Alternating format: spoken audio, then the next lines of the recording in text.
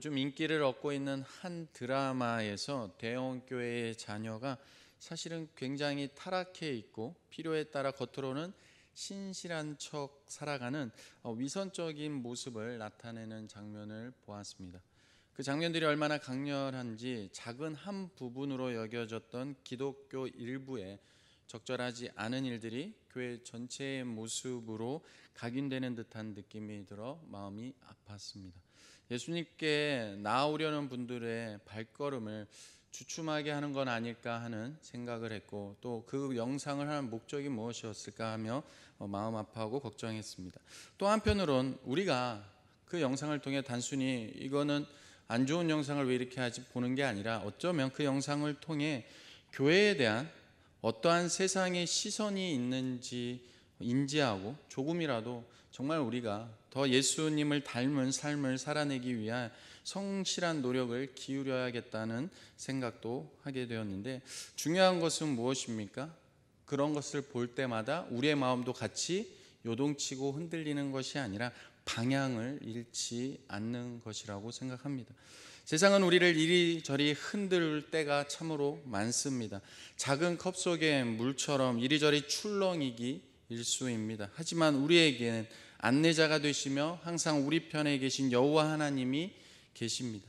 우리의 마음도, 우리의 삶도, 우리의 생각도 주님께서 선하게 인도함 받도록 우리 편에 계시다는 사실에 다시금 어찌합니까? 이리저리 마음이 흔들리다가도 담대함을 얻게 됩니다.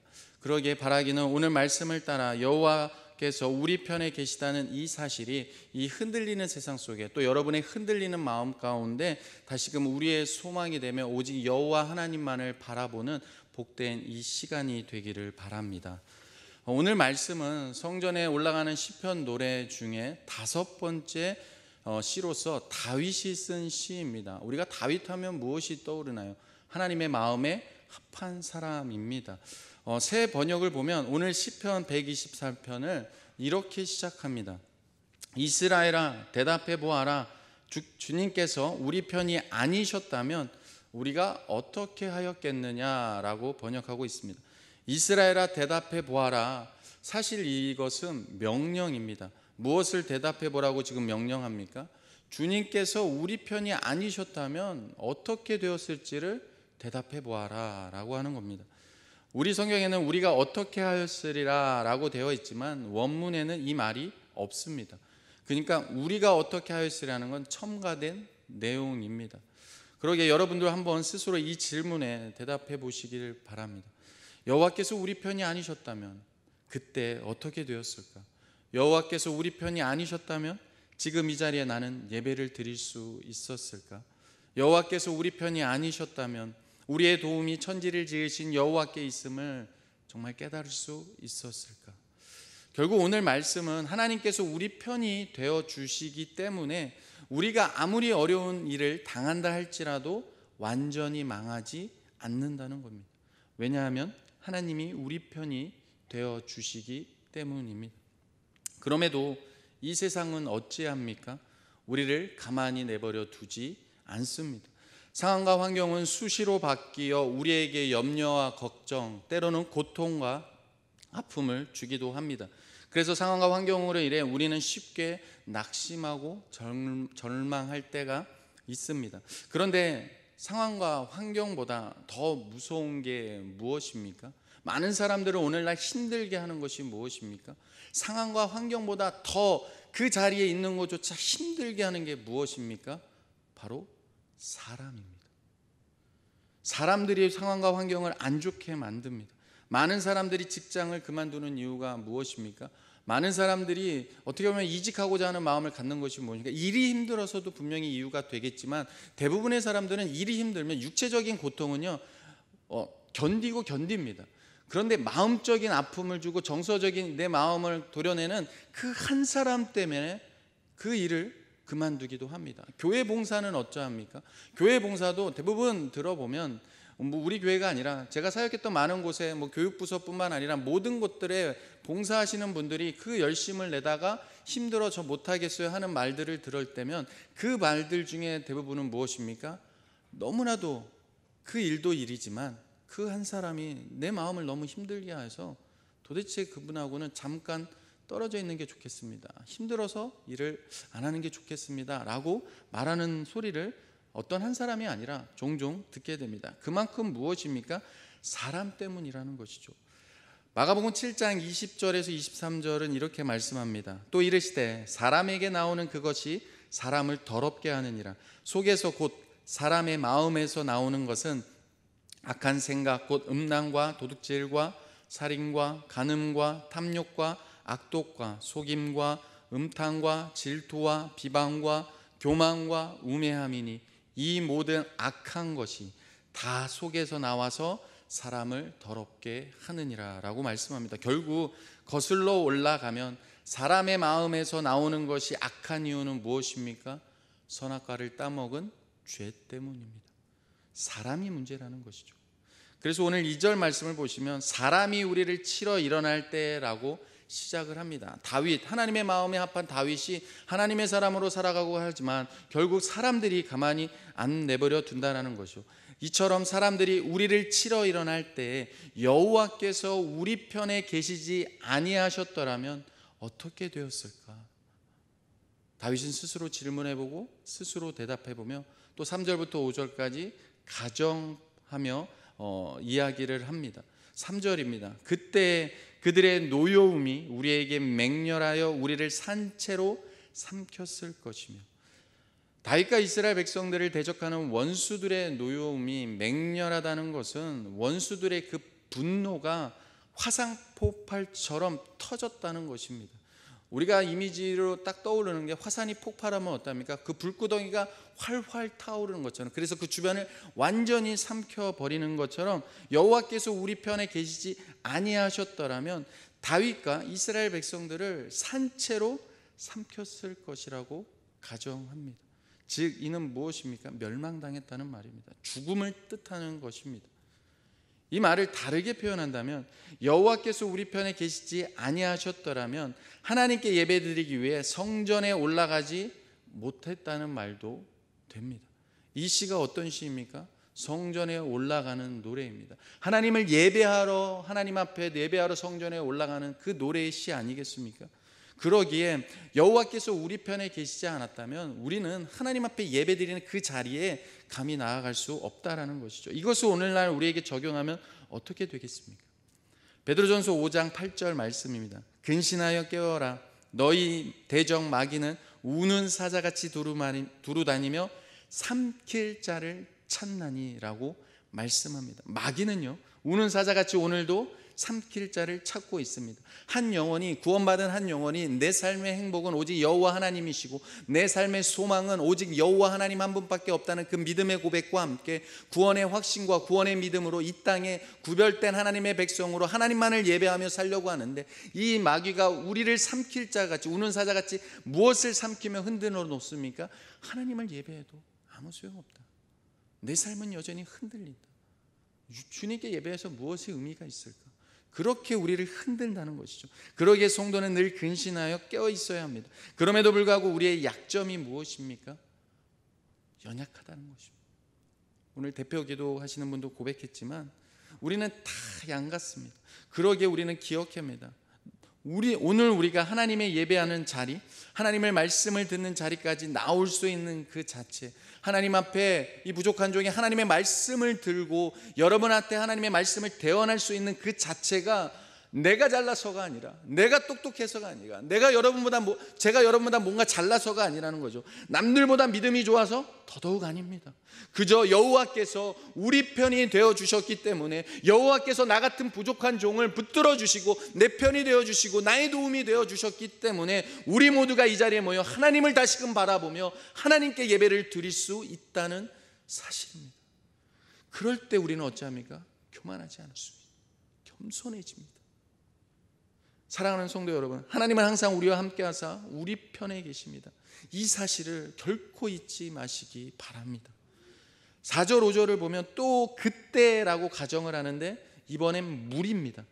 그것도 여호와께서 우리 편에 계시지 않았다면 넘치는 물이 우리의 영혼을 삼켰을 것이라 라고 말합니다. 여러분이 다 아시는 것처럼 팔레스타인 지역은 비가 많이 오지 않는 곳입니다. 그래서 평소에는 물이 없습니다. 그러나 우기 때는 이야기가 다릅니다. 거기에는 비가 잘 오지 않아 마른 땅이지만 우기 때 갑자기 폭우가 확 쏟아지면 그 홍수가 남으로 인하여서 물이 넘쳐 흘러 여기저기 강이 되어 양들이 떠내려가게 됩니다. 지금 그런 상황을 다윗이 묘사한 것입니다.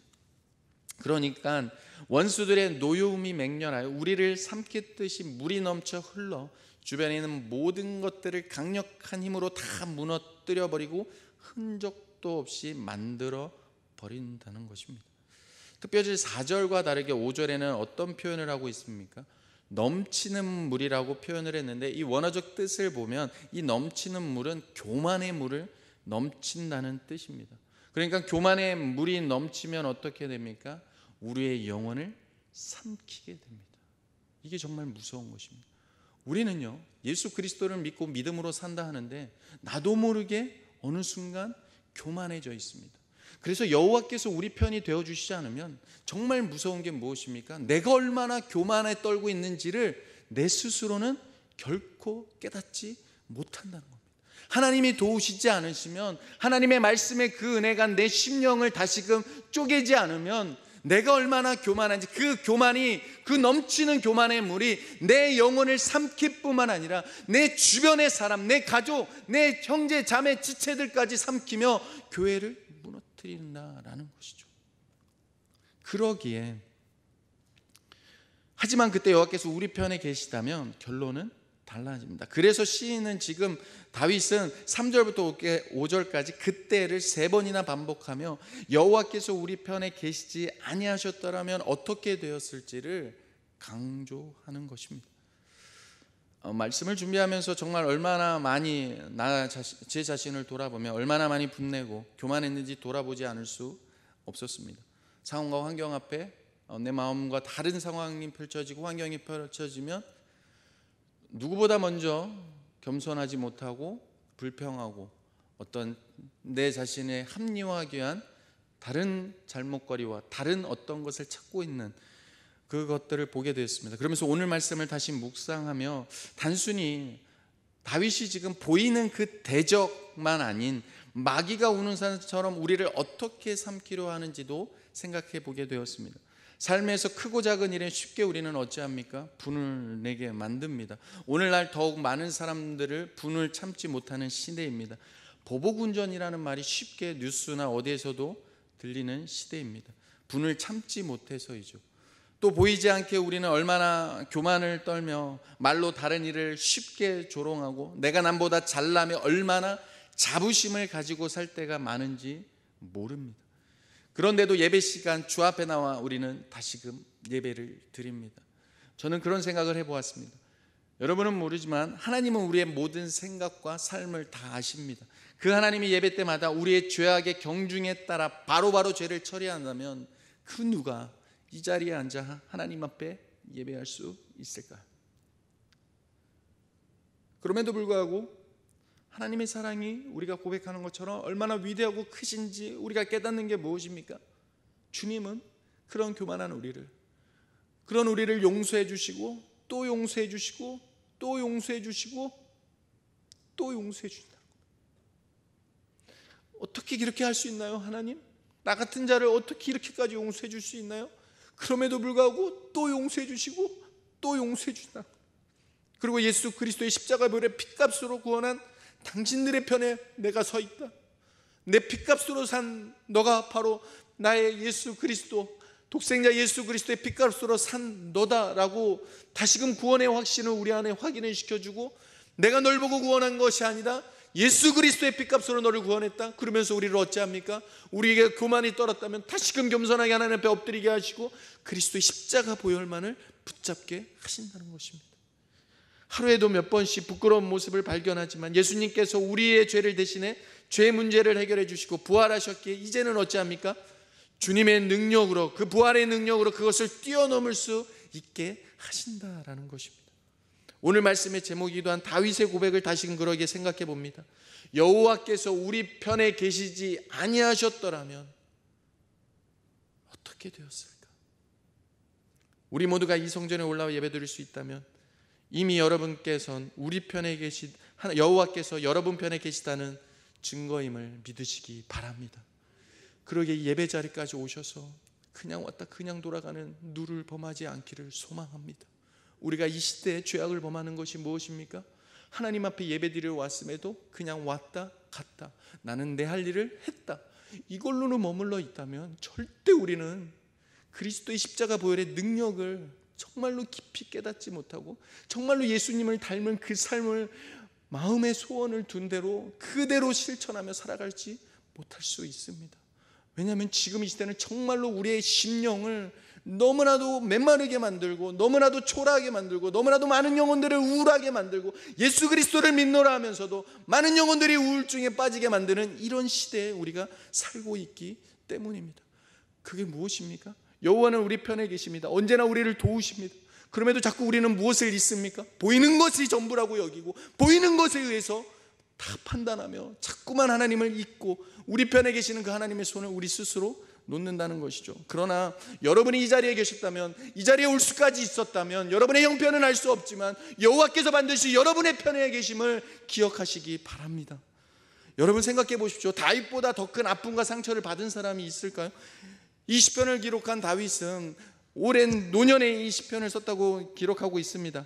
어려운 시절부터 그는 어찌했습니까? 어린 시절에 하나님의 기름 부음을 받은 종이었습니다. 골리앗을 이겼습니다. 그 믿음으로 사울은 천천히요, 다윗은 만만이라고 하는 사람들의 소리를 듣고 그 영웅 대접을 받은 다윗. 그러나 어찌합니까?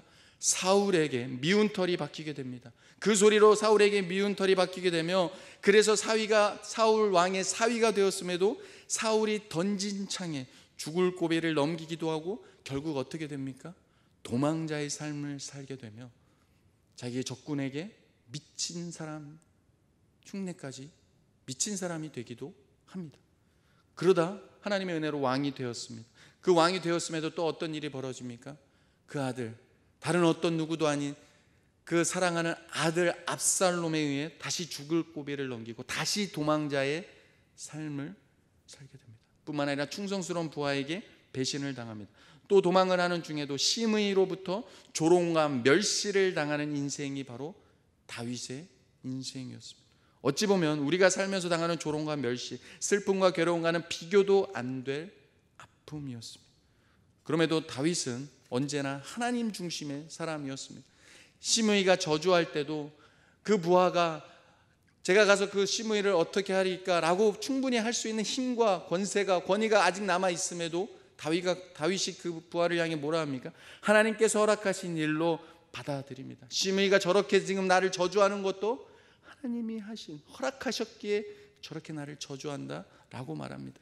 결국 여호와께서 다윗이 편에 되어 주셨기에 다윗은 왕권을 회복했을 뿐만 아니라 다윗을 통해 어떤 일이 이루어집니까? 예수 그리스도의 계보까지 오게 됩니다. 그리고 오늘 시편을 말씀을 통해 고백하는 겁니다. 그때를 생각하니 하나님께서 여호와께서 내 편에 계시지 아니하셨더라면 난 어떻게 되었을까? 여호와께서 내 편이 되어지지 않으셨다면 난 벌써 죽은 모습입니다. 여러분의 삶은 어떻습니까? 여러분의 가정은, 우리 교회 역사는 어떻습니까? 우여곡절이 많았을 것입니다. 그럼에도 불구하고 여호와께서, 시대가 점점 악하게 가지만 교회를 점점 무너뜨리려는 이 시대 속에서도 여호와께서 우리 편에 계셨기에 지금 이 자리에 있을 수 있다라는 사실. 우리는 힘들고 어려움이 찾아오면 그 일에 사로잡히게 됩니다. 그러다 보면 여호와께서 우리 편에 계시지 않는 것처럼 느낄 때도 있습니다.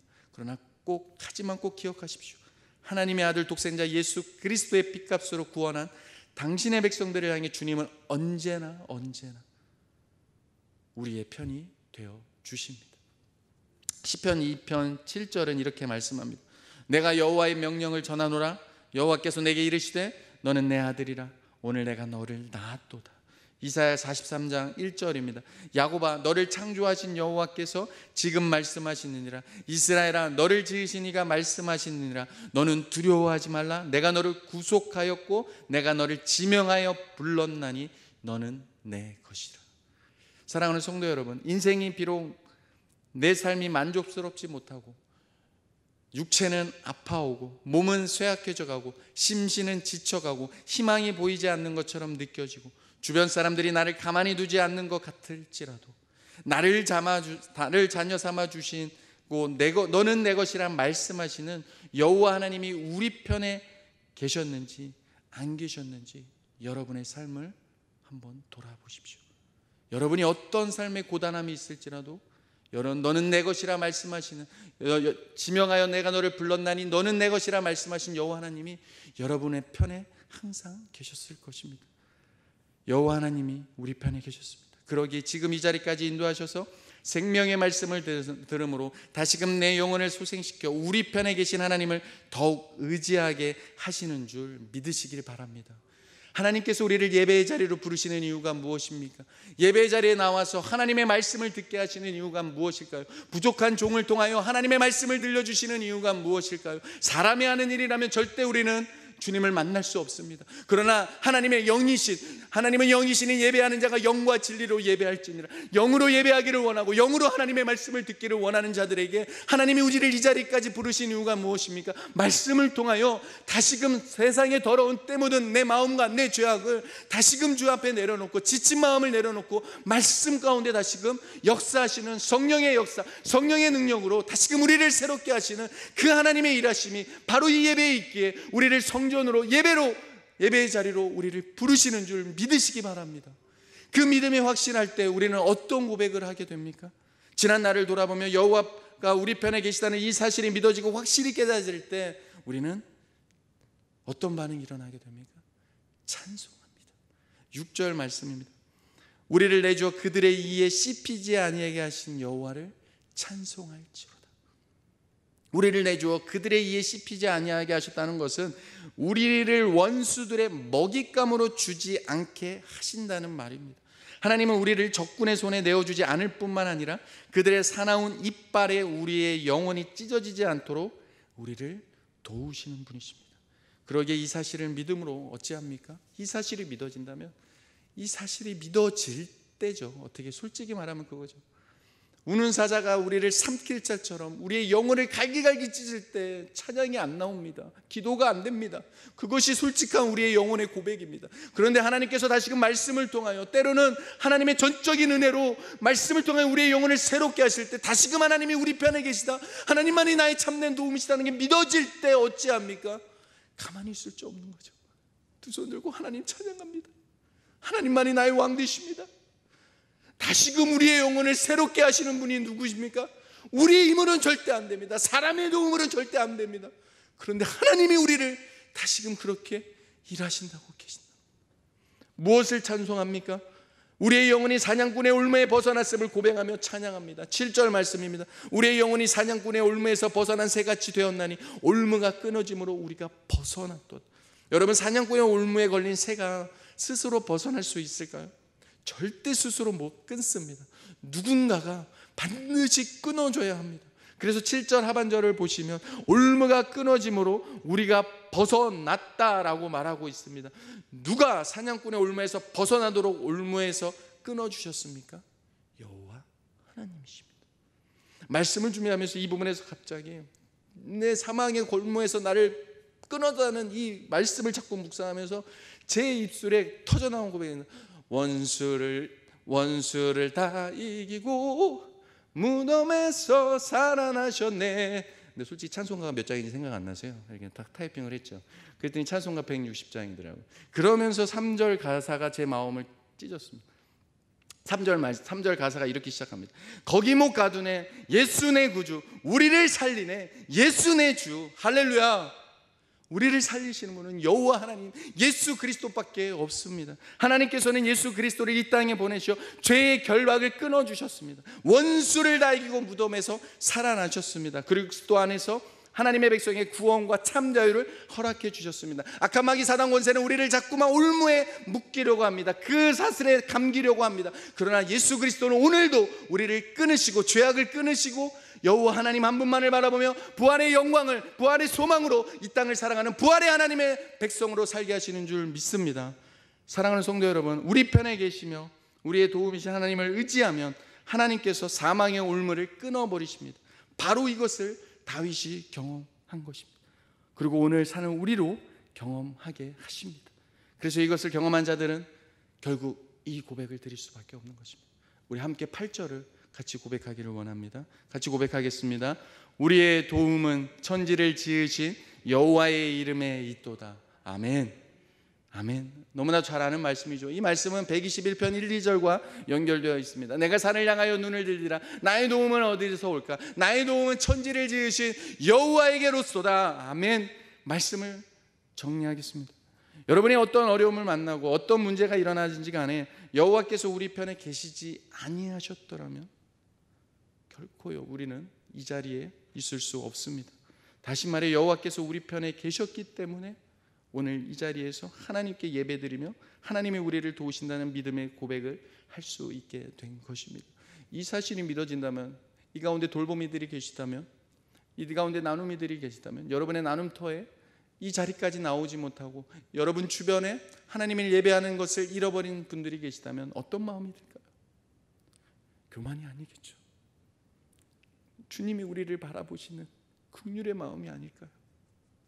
나 같은 자도 하나님이 도우시고 편대어 주셔서 이 자리에 나와 하나님을 예배하지 않으면 안 된다고 고백하게 하시고 예배하는 자리를 사모하게 하셨는데 어찌하여 주님, 내 사랑하는 저 나눔터, 내 사랑하는 이유는 나를 돌보미로 세워주셨는데 내 사랑하는 이 나눔터의 이 나눔이들은, 저분들은 어찌하여 예배 자리를 잃어버렸나이까. 주님, 저분들에게 찾아가 주셔서 나에게 받은 은혜의 말씀이라면 저분들에게 동일한 은혜의 말씀이 될 수 있도록 저들의 영혼과 저들의 가정을 살피셔서 저들을 예배 자리에 나오게 하시고 다시금 말씀의 힘을 얻게 하시고 다시금 하나님이 우리 편이 되어주시고 우리의 도움은 이 세상이 아닌 여호와 하나님밖에 없습니다라고 고백하며 같이 그 믿음의 기쁨의 생활을 할 수 있도록 주여 은혜를 베풀어 주시옵소서라는 기도가 자연스럽게 나오지 않을까.